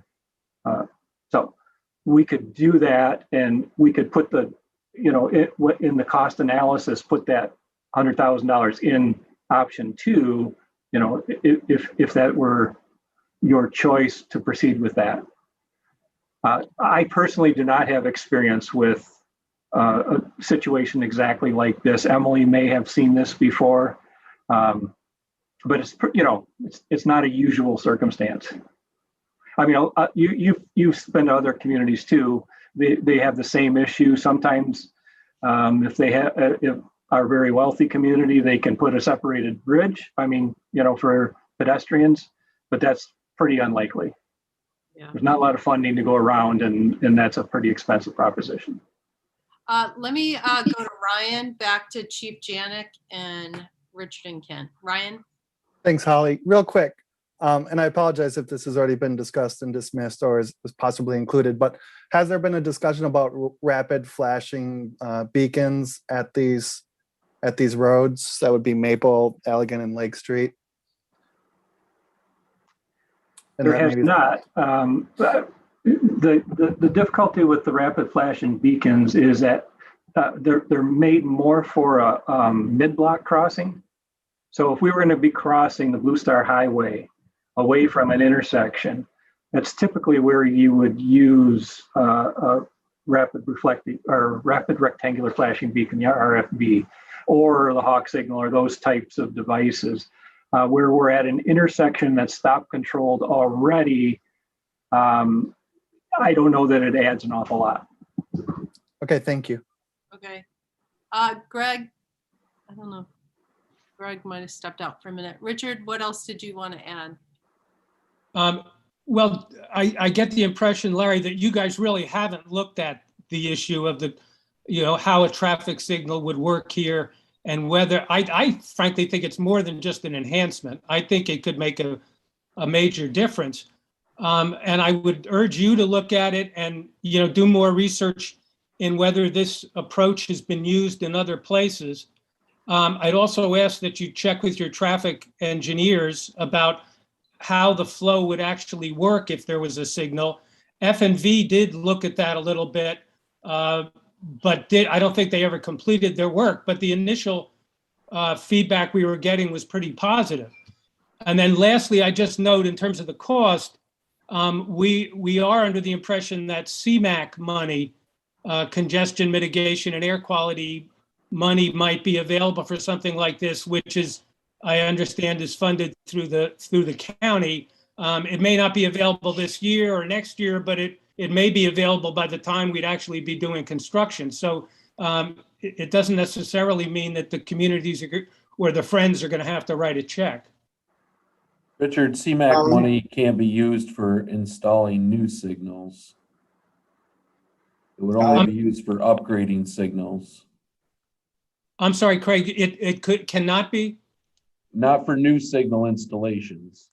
It can be used for upgrading an existing like timed signal to a live, I can't remember what the technical term is, like one with a camera system that would adapt to traffic, a signal upgrade. Okay, I stand corrected then. Let me go back to Chief Janik and then to Ken and Yeah, Ryan. Holly, let me just correct some of the information that's been provided here. Okay. First of all, Fleiss and Vandenbrink did complete a traffic study at Lake Street and Blue Star and did not recommend installing a light. Now, that was some time ago and things may have changed. So we're anxious for the County Road Commission to revisit that, to look at, as Craig described, his study is going to look at both intersections, I believe, and come up with some recommendations for us. And I welcome that. Secondly, F&V, when they presented all this to us, estimated the cost of the traffic light at and Blue Star alone was $250,000. So I just wanted that information on the record. All right, thank you, Ken. Chief Janik? I hope you all will excuse me. I'm on borrowed time here. I've got to sign off. Okay. Okay. Thank you, everyone. Thanks for your attendance today, Chief. Appreciate it. Bye-bye. Ryan?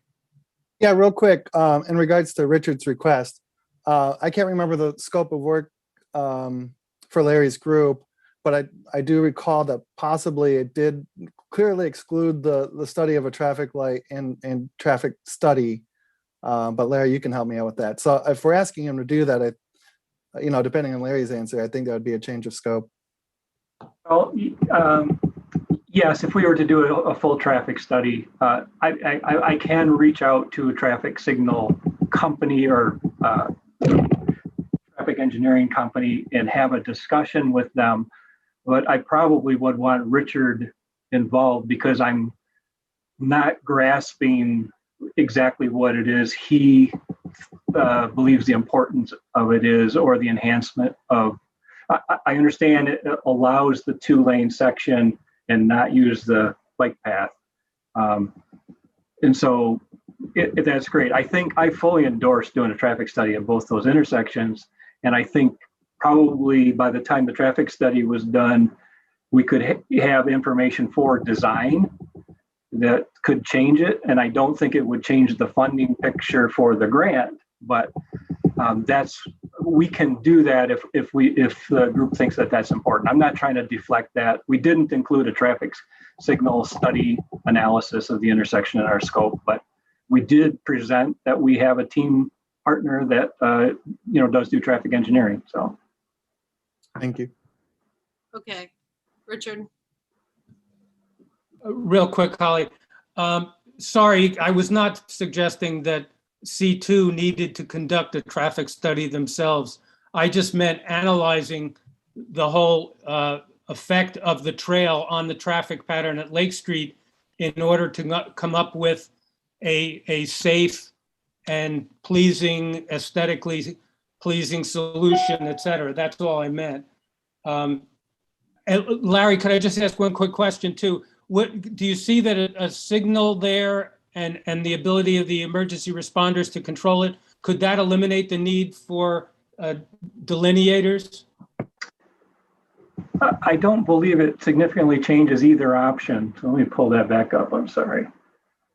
So it doesn't get us any more. So say things are just operating normally. Traffic's flowing out normally and bikes and pedestrians are using the bridge.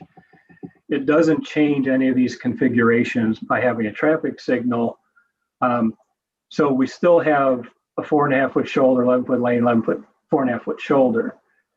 And then on the south approach, we still have 3 lanes that have no real separation other than this 1 foot plus 2 foot clear zone. So it doesn't change that. So we still have a reduced separation issue, even with the 2 lane, whether there's a traffic signal there or not. The only thing I could think, and it doesn't hinge on a traffic signal, is if you really didn't want the delineators on the bridge section for the 2 lane, we could propose to MDOT that we have 5 feet with just pavement marking, or 5.5 feet with just pavement marking, and see if that flies. But that really doesn't have anything to do with the traffic signal. Okay. Emily, did you want to weigh in, Emily? I did. I just wanted to talk a little bit. I know that it's pretty evident no one likes traffic delineators, and I can understand that they're not real attractive, I think, when we just think about how they've been used.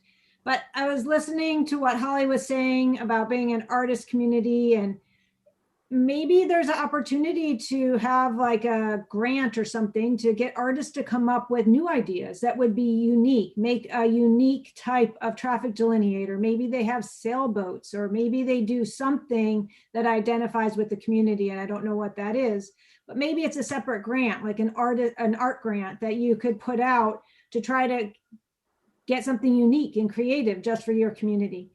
And try to just think outside the box. Like, how can we think outside the box to solve this problem of these ugly traffic delineators? Because maybe we can make them look nice. Yeah, I can tell you Bloomberg Philanthropies has an asphalt art grant that they will actually pay for murals in the roadway. So I think that's something that we should look at. And these delineators do come in a full rainbow of colors. I mean, I do think that there are some design opportunities. I mean, we have to look at it as a problem, as an opportunity, and we have to brand it with Saugatuck. So that's my 2 cents. Yeah, it was just a thought too. I wanted to just say, and you know, like looking at the best configuration for all the users of the bridge, which includes emergency services, and then how can we make the best solution out of that? So. Yeah. Cindy. I think you should make them look like paint brushes, with the brushes up, and have different colors of paint on the brush. That's a super fun idea, and I like it. Thank you. Anybody else? All right. Well, that was a great conversation. This bridge design is not an easy conversation, but I think we had a substantial conversation today. Larry? I guess, Holly, so as far as the 2 alternatives that are presented, would we take both of these to the public information meeting and gain public input on them? That's kind of where we're at. Feedback? Larry, when you say 2, you mean the 3 lane and the 2 lane? Yeah, if you would like, I mean, so to me, again, if option, we could add option 3, which I think you're suggesting would be 2 lane with a traffic signal. Is that right, Richard? Yes, I guess that's right. I mean, we can leave that in there, yes, and we can do a separate cost opinion for that and include that. I think that the public open house would be a good opportunity to solicit public feedback on the desirability of having a light, at least at Lake Street. I mean, the public is always interested in talking about, in my experience, I get a lot of feedback from people about lights either at Allegan or at Lake Street. So I think the fact that Craig is doing a study and we're just going to keep the discussion of lights in play, I think that's just an important, thing to let people know. We can't answer that question right now necessarily, but as Craig said, we can take his results that gives us some data that we can use possibly while we're in the design phase. I have a question on whether we take both to the public or, the third one and the first one or whatever. If we go to the public, and I'm not, sure, but they're going to want to say, how did you think of this? Did you think of that? And this kind of thing has been going on for 2 engineering firms and so on for 2 to 3 years or more now. So won't that complicate it to take a bunch of plans in? Is it better this committee pins this stuff down and takes one plan in that we can hash out and fine tune and hear? Or is it better to take more than one? I'd like to ask other people's opinions.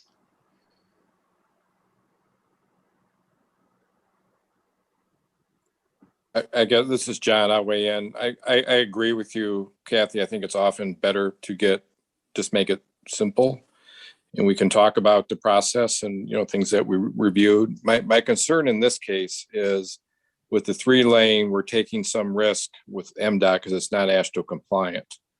And I guess my question would be, let's say we take the 2-lane off the plate and we haven't even reviewed it in public. What happens if we hit a dead end on the grant application on the 3-lane? And maybe Larry could speak to that. So, I mean, I'm thinking of having a backup, so to speak. If we run into a dead end, I don't want to have the whole project thrown out or maybe have another year delay in the grant process. Oh, I get it. Okay. But I don't know if that's true. I mean, Larry, maybe you comment on that. Emily, why don't you help with this one? That's a very good question, John. So yeah, go ahead, Emily. Actually, it's a really good point. It would be good probably to have public feedback on both options. So if we have to revert back to one, we could say we did get feedback already. And so I don't think it would hurt. Typically, it is nice to just have one option to go forward with, but on this section, because there's been so much discussion, I don't think it hurts, actually. I think, we could record all the public comment. We could get feedback. It might change all of your opinion on where to go. And it might also help sway the grant one way or the other. Works for me. Anybody else? Brenda? Yeah. Can you hear me? Yep. Okay.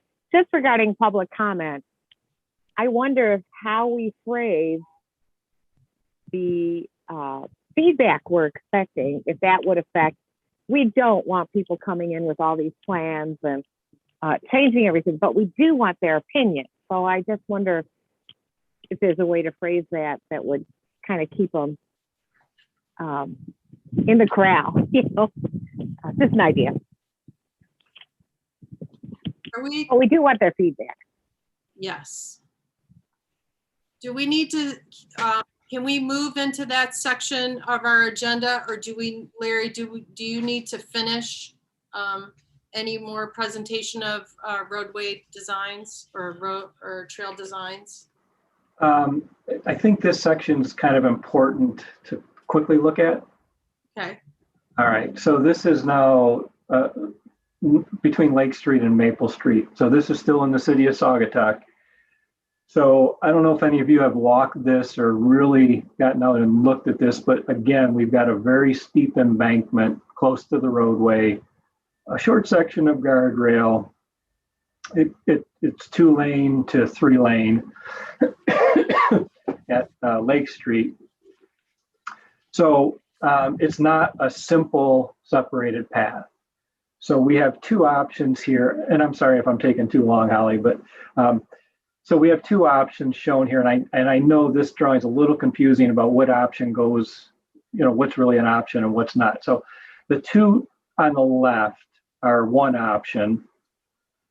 Then the top right is the second option. The bottom right is just a typical cross section that applies to the north section because of an opposite embankment as opposed to a drop off.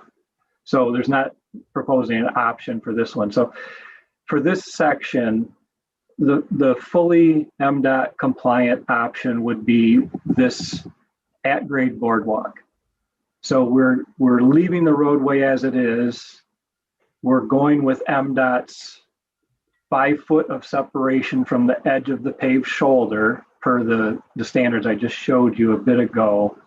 And then having a 10-foot motorized path and 2-foot clear zone, which basically then we have a boardwalk that's matching grade on one side and then elevated on the other. And obviously guardrail on the drop-off side. So this is the fully compliant option. It's also a very expensive option. These boardwalks, as we know, are not cheap. So a second option to this, it's the same option, it's only different in pricing, is that rather than timber boardwalk, we construct a sheet pile retaining wall on this side. We still have to have a rail, and we have a cap on that sheet pile. And then we have, this is filled, and construct a normal paved trail here. So it's the same alternative, it's the same distances. I just throw that out there because we did a cost opinion difference. And so to go to the permanent sheet pile is probably about a 20% add in cost, but it's something I don't want to rule out because potentially, maintenance is less on a sheet pile retaining wall and steel rail as opposed to a timber boardwalk. So just keep that in mind. These are, again, for discussion. So this is the fully compliant MDOT option, AASHTO option. The other option is for the guardrail section, which is just a short distance north of Lake Street. I'll show you right here. So this section here with the guardrail has to be relocated. We have 2 options in guardrail design. One is to be back away from the roadway a certain distance, or the other is to be at the face of curb. You don't have a mix in between. Either you're a certain distance back or you're at the face of the guardrail, or face of the curb. So in this situation, we have curb already there. We place the guardrail, and we have a shortened separation area. So what we're trying to do here is to limit how far out this embankment we're going, if at all. So from going to the boardwalk section, you can see we're kind of hanging out over this embankment a fair distance. And this is, I'm sorry, it didn't show up, but this is like 28 feet or 26 feet from this edge of the paved lane line. This option shortens that. I think it's 25 feet. Tyler, if you can quickly take a look, maybe you can't from where you're at, but this just got blacked out. I think it's 25. So this is our attempt to reduce our costs by reducing the offset distance and not having to go as far down the embankment. There will still be some areas where some retaining wall would be required. If you go north of the guardrail section, we're still doing basically a reduced width of separation from pavement. So what we're doing here is basically adding curb and gutter. So we're cutting the lane at the lane line. We're removing all of that paved shoulder. Okay, we're adding a curb and gutter. So we're trying still to be, comply with AASHTO standards, which either require 11-foot lane, a 12-foot lane. We get part of the lane in here, and in this section, an 8-foot paved shoulder or curb and gutter. So those are the AASHTO standards for the roadway. So this then is our attempt at a shortened offset distance and still providing a vertical separation. So we get some vertical separation from this curb, but then also potentially adding a delineator here. So again, we're gaining maybe 6-7 feet, pushing back towards the roadway, which obviously impacts our costs. So that's what this option is compared to the boardwalk option, at-grade boardwalk or retaining wall. Okay, and you notice that in the cost estimate, there's a fair difference in the cost. Oops. I must have closed that mistakenly.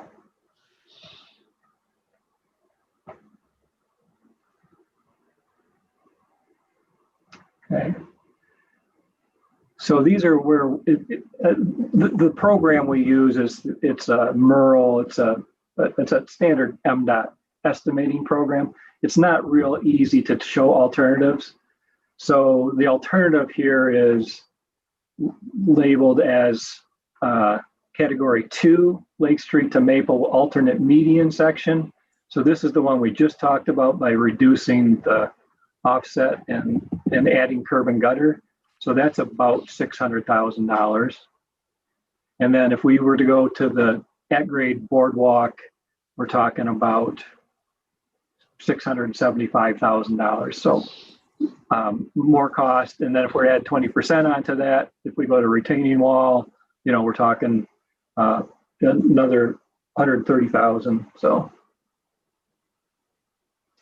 all right. So now I'm looking for feedback on those or questions about exactly what the heck I just talked about.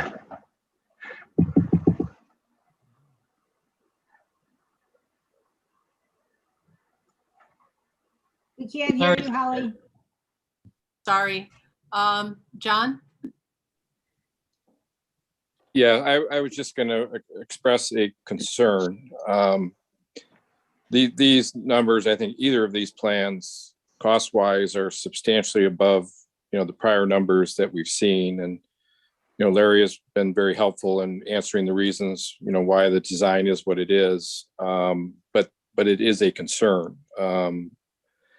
And just, if you've looked at the numbers, the boardwalk's a $500,000 boardwalk, the retaining wall is a $300,000 retaining wall. That raises concerns for us as the Friends in terms of what that means for the local match and dollars. And hopefully we'll find out more about that shortly. And obviously it's going to have to be maintained.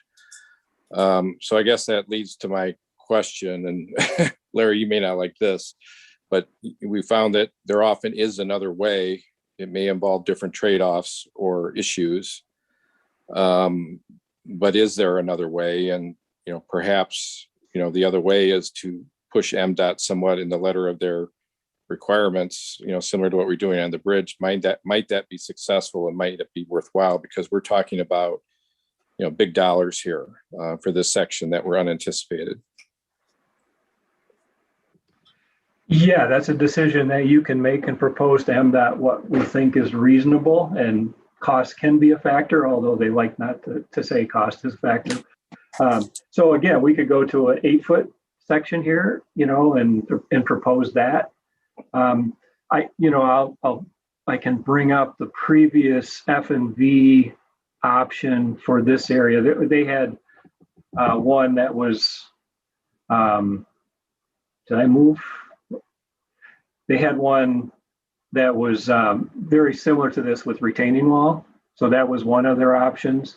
The other one they had was basically to take the paved shoulder and count that as our separation and put in pavement markings and rumble strips, which again, John, is kind of like a trade-off. And we talked about it before. You're trying to be AASHTO compliant where you can. And so you can propose it, and we can propose a reduced width section there.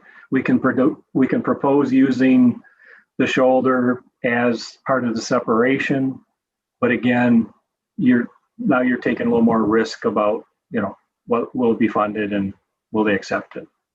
I don't know how better to answer that. Emily, looks like you aren't ready. I was just going to add my experience with MDOT.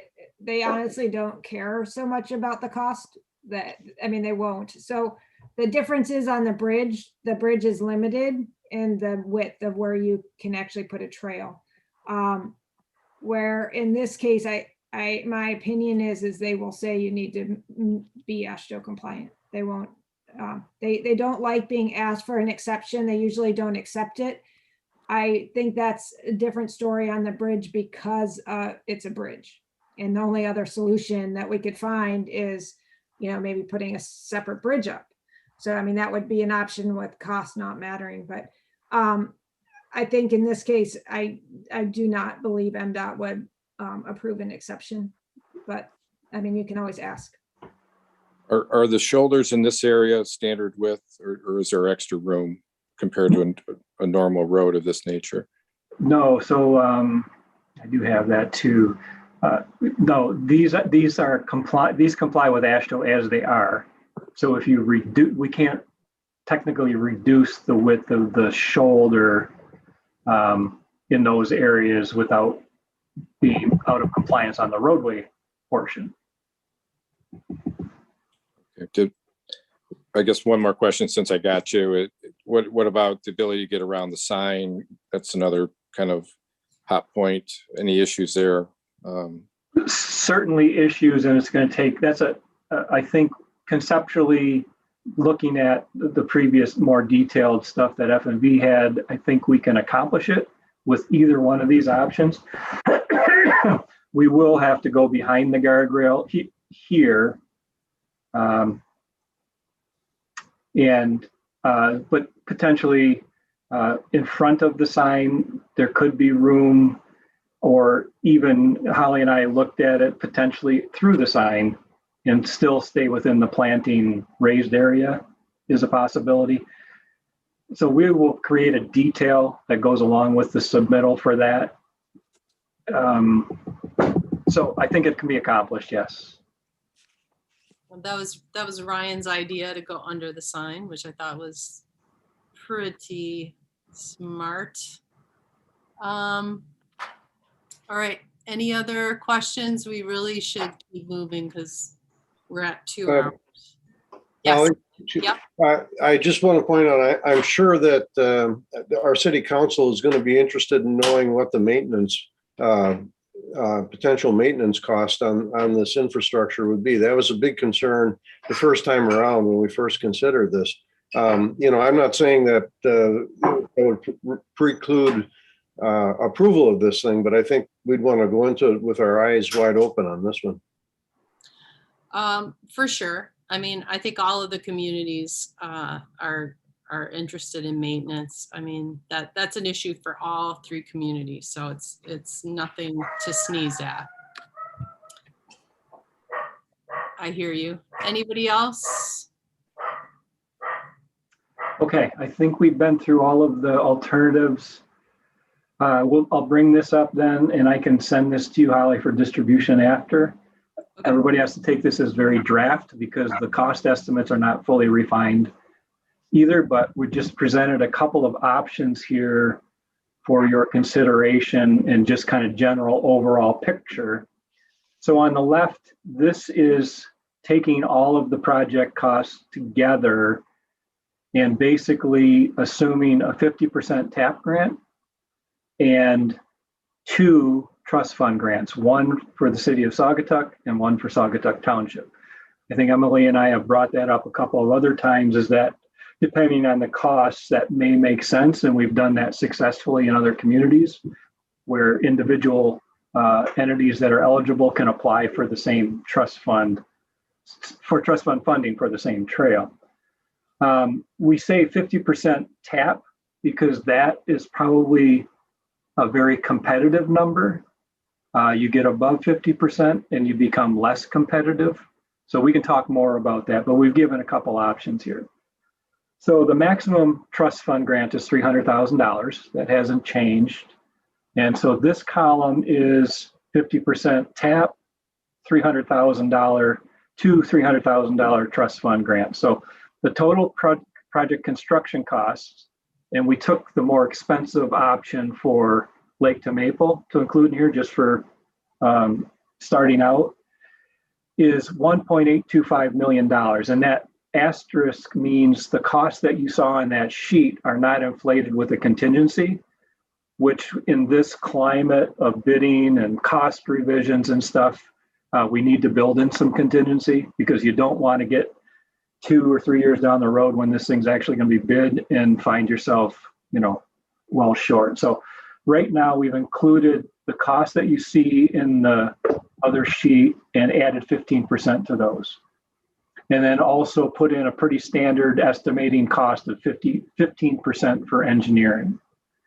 So the total project cost then becomes $2.1 million. The TAP grant does not fund engineering, does not participate in engineering. They fund construction. So we took 50% of the construction cost, the top line here, the 1.825 million. Trust fund does fund engineering up to 15%. So that is not exclusive. This can be applied anywhere in the project, and typically it gets applied towards the engineering, or the local share does, because you're covering what TAP won't. So if we have 50% of the construction, that's $912,500. We have 2 trust fund grants, that's $600,000. So out of a $2.1 million project, that does leave a local share cost of almost $600,000. All right. We did break it down because of the 2 jurisdictions where we think would make sense to apply for 2 different trust fund grants, one being the city of Saugatuck. So that's just taking that section. It does include the Douglas portion of the bridge, but up to Maple Street, and gives you the breakdown of that. And then also the Saugatuck Township section, same thing, gives you the breakdown of that. These 2 together get added up into this total. All right. On the right part of this, we assume a 60% TAP grant. And so same, all calculations and numbers, it reduces the local share down to about $400,000. I don't know if those are mind-blowing numbers or lower than expected or what they are, but that's where we're at currently with, again, preliminary. Does this make sense to everybody in terms of how we presented it? I'm not asking if it makes sense on the numbers. I'm just saying, and how we put this together. Yeah, it makes sense to me. Okay, and so Holly, I'll send this to you after the meeting, and then you can distribute it. Okay. We will want to refine this for public, but it's a good starting point. Okay, John. Yeah, I was just going to add, we've had, obviously a lot of discussions with the grant coordinator from TAP. And, you always get kind of MDOT speak, but she has suggested 35 to 40%, total local match in those discussions, which hopefully would leave it open to your, bigger MDOT contribution, because that number is less shocking than the other.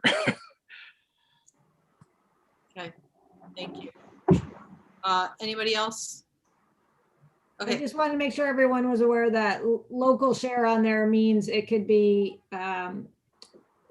directly from a local government. It could be fundraising. It could be other grants that you locally apply for. So that's just a lump sum for everything that's not the TAP or trust fund.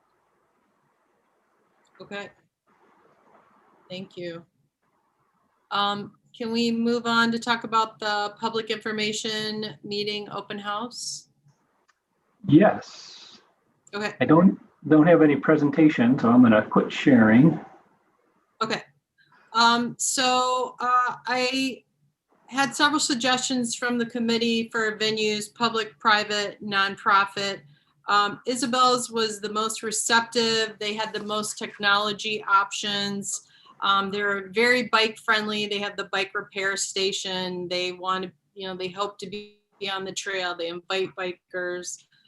They're offering their space free of charge as a community service. We have the choice of a Zoom feed or a Facebook Live feed, which increases the number of eyeballs. They're stocked with microphones, projectors. They have a huge screen. They will provide complimentary soft drinks and even a cash bar, which have you met us? That's always great for a Saugatuck event. And I mean, basically they're used to hosting the Rotary meetings twice a month. So they've kind of got this down. So I think it's well lit. I think it's a good venue. So tentatively we're looking at August 24th, 4 to 6 p.m. And that's what's up with that. Any comments on that? Okay, and then review next steps. We covered a lot of ground today. Thank you, everybody. Larry, do you want to meet in a week? In 2 weeks to distill this? Do you want to get back to me in the beginning of the week? How do you want to proceed? Okay, before I forget, I think we should talk a little bit about the open house. And Emily and I have, recently done presentation of, it wasn't a trail, but it was a similar type project in Elk Rapids. And we've done these several times, but we do think we get better results when we do an open house format, which is probably Tyler, Emily, and myself all manning, that's probably the wrong term now, posted at a station, and people come up and all have all the drawings and the cost estimates and all of the information. And then people come up and have discussions with us, ask their questions. And then there's like a feedback form when they leave that, they provide their public input. They can do it either to us and we try to capture that. And we can have, one of you that's at each station as well that maybe is capturing some of that information and then collecting information, as opposed to a public hearing type presentation to everyone asking questions. We find that sometimes negative people can really dominate those. And we'll have that type of forum when we go to each individual municipality and attend their meetings, because that's how they're normally conducted. So that's just our suggestion. We'd like you to let us know what you think about that, because we don't want to surprise you and give you something totally different from what you're anticipating. That sounds reasonable to me. Richard? Yeah, I assume the answer to this, but Emily, I take it MDOT doesn't really care. As long as we're doing a public hearing of some kind, they don't care what the forum is. And do they want to see any kind of results? Like, do they want to see a survey or any kind of written comments about what people said or that sort of thing? Okay, sorry, I was on mute. They want to see that you've reached out, and well, one, you've done a lot of public input over time. I think it's really important to notify adjacent property owners and make sure they've been invited and they're aware of the project and they have time to comment.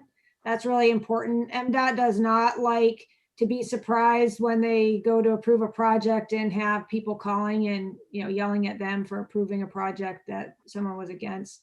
Not that everyone has to be for it. They just want to see that people have been asked for input. And then if you do have a real particular problem area, let's say there's one property owner and there's a huge problem with landscaping, like they have landscaping in the road right of way, they want to see how you mitigated that. So the next step would be, like, through this process, if we found there's a couple hot spots, what we then did, the next steps to mitigate that. And maybe that's meeting with individual property owners on site if we have to, things like that. So that's what they do want to see. That we would keep record of the information we get back. We would include that in the grant because they want that written. I would see this as the initial way to reach out to property owners. That doesn't mean that's just the first step. Before we submit the grant, I would see we'd be going to each of the 3 governments and actually doing a presentation and presenting that to the boards, who would then approve it. And at that time, you can have, that would be more of like your formal public hearing. But they don't actually require a public hearing, but they do require the boards to support the project. Okay, that's helpful. Emily, I think you mentioned before too, it would be helpful to record or document how they've reached out to like invite people to the open house. So if you do a mailing to anybody that lives along there, or where you've advertised and like your flyer and having it posted on the community's websites, those kinds of things. So documenting that you've actually attempted to get people to attend this. Exactly. They would want to see that. We don't have to send them the list, but we would say we notified every property owner. I often use 300 feet because that's the zoning, standard in zoning, 300 feet. So I've used that just because it's easy and you can say that's why you use it. You notified everyone within 300 feet. But it doesn't have to be that way. You don't have to tell them who you did. It's just how you notified people. And then their comments. So they want to, probably a written, record of comments, which we could also provide through the feedback forms. I like the idea of the open house. A secondary piece of that is I'd like to see each of the governments maybe save the maps and let the public know that they can still look at those up to a certain date and provide that same feedback form that people could then leave at City Hall, and you could forward them to us and we could include that in the feedback loop. It just gives people who can attend a little bit more time to provide input. And I'd suggest if we're going to do the 24th, that would give them like only a week to get it in by like the end of August, something like that. That makes sense. Because we do then have to turn that around and then have our presentations to each government, which is going to be, time consuming and take up September. So. Yeah, and let's, we need to talk to the township. They meet less, so we need to. Yeah, once a month. Their, schedule. So, all right. Okay. Okay, so to go back to your original question about meeting again, yes, I think we definitely need to meet again before the open house. I'm not available next Friday. I'm going to be on vacation next week.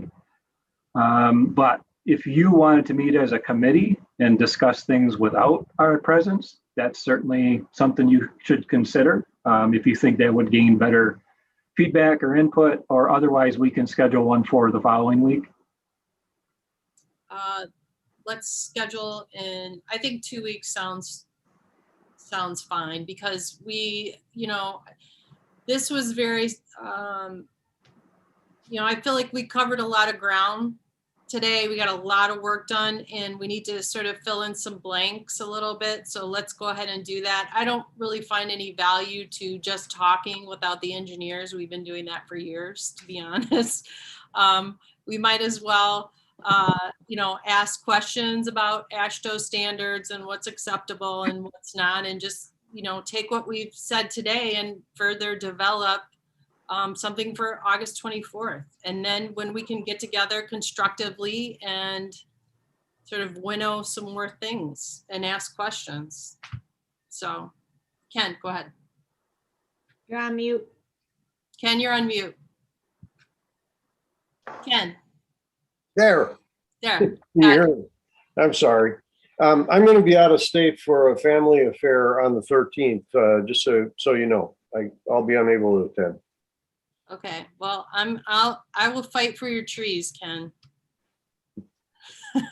And I'll stick to the making the delineators not too plentiful. I hear you. All right, anybody else? All right, let's plan on meeting in 2 weeks then, and I'll follow up with everybody.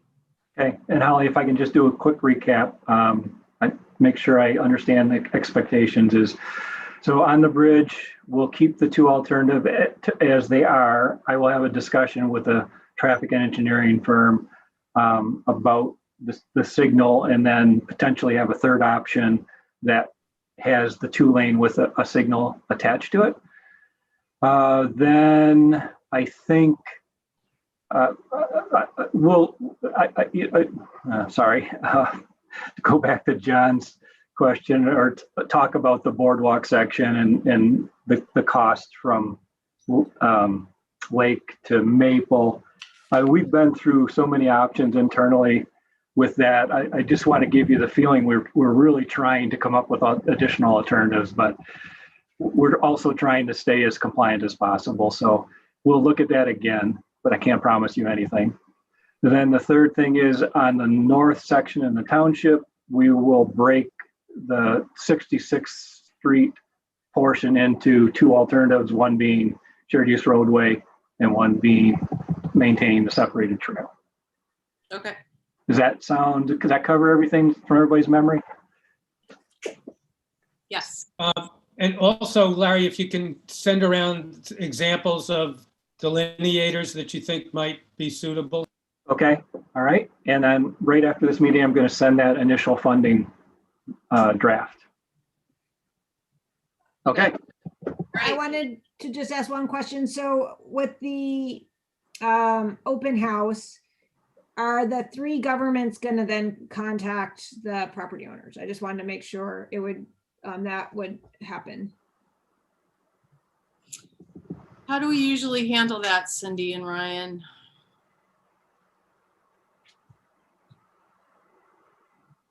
Cindy.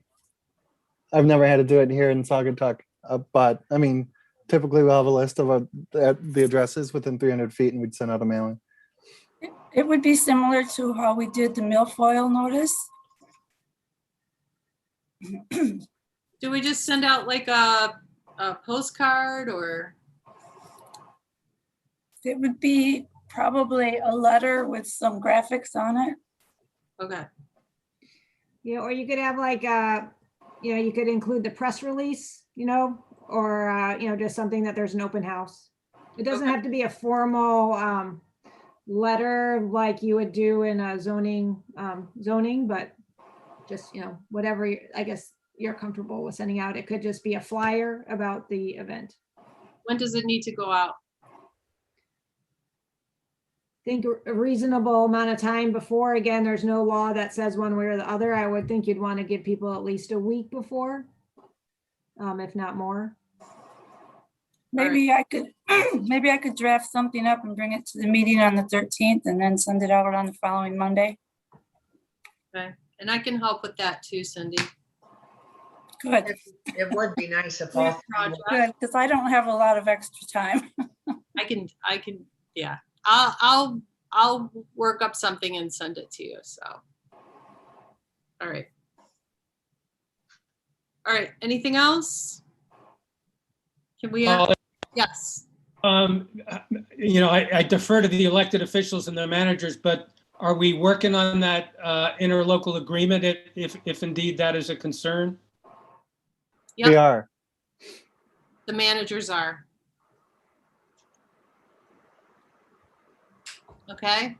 All right. I think Venetian needs to officially start if nobody has any other questions. Well, you have public. Public. Oh gosh. So sorry. Do we have any general public comments at this time? No. Okay. Do we have any committee member closing comments at this time? Nope. Okay. If there's nothing else, can I have a motion to adjourn? I'll make it. Second. Okay. Kathy, seconded by Richard Donovan. Brenda Marcy, I think she's gone already. Kathy? Yes. Cindy? Yes. Ken? Yes. Jerry had to go. John Adams? Yes. And Richard Donovan. Yes. Okay. Thank you, everybody. That was a huge meeting. We got a lot done. Thank you so much for your patience.